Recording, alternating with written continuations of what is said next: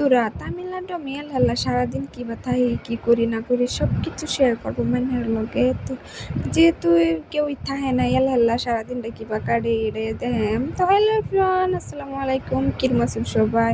আমি তাহি তামিলনাড়ু আর আমার নাম রেসমি নাইন। দেখতেছেন তামিলনাড়ু থেকে আমার ব্লগ। তো আজকে সকালে বানাইছিলাম নাস্তা, পরোটা আর রুটি বানাইছিলাম, লগে দা ফাফদাদা আর বুটের ডাল দিয়ে সবজি বানাইছিলাম। তো অনেকটাই ভালো লাগছে। আর রুটি বানাইলে একটু আলসি লাগে, কারণ ভাত বলে তো ফট করে উঠে, আর রুটি বানাইলে একটু বেশি টাইম লাগে।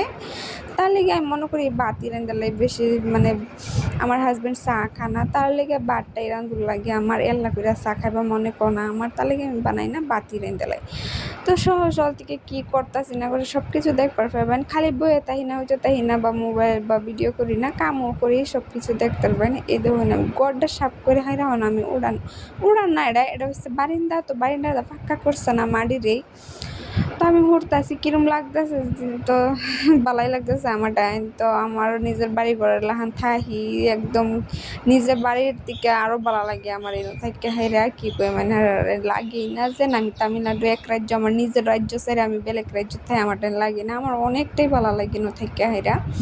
কারণ আমি গেছিলাম হায়দ্রাবাদে আমার অনেক প্রবলেম, আমার শরীরও প্রবলেম। কারণ হায়দ্রাবাদে একটা রুম ছাড়া কোনো বাইরে বারণ জানা, হুদা বিল্ডিংয়ের উপর বিল্ডিংয়ের উপর বিল্ডিং, মানে যারা অভ্যাস বিল্ডিংও থাইকা একটা রুমের ভিতরে থাইকা তার লেগে মানে সুবিধা। আর আমার লেগে মানে যখন দম বদ্ধ হয়ে যায় আমার এরম লাগে। তো এনে খোলামেলা হাওয়া বাতাস গাছ গাছালি সব কিছু মিলাই নিজের বাড়ির লাহান সব কিছু আমার একদম নিজের বাড়ির লাহানি মনেও।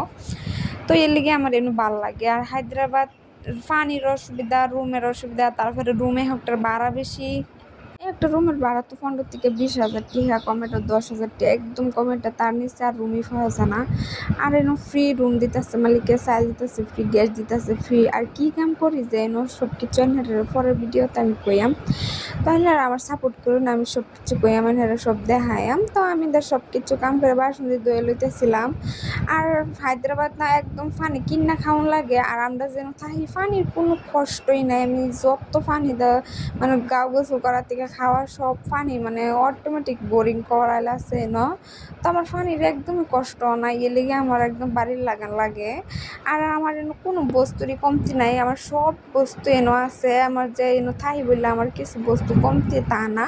আমার মালিকে আমার সব কিছুই মানে যা কই আইনে না দিবার চেষ্টা করে। আর দিচ্ছি দেখতেছুন বাসন আমার কতটা দিচ্ছে। আসলে তো নিজের বাড়ির থেকে কোনো এক জায়গাতে গেলে বাসন টাসন থাকে না, একটা দেখলো ওটা দুটো থালি। আর এনো দেখতেছি না আমার অনেকটি বাসন দেখা যেতেছে কম, কিন্তু আমার অনেক বাসন।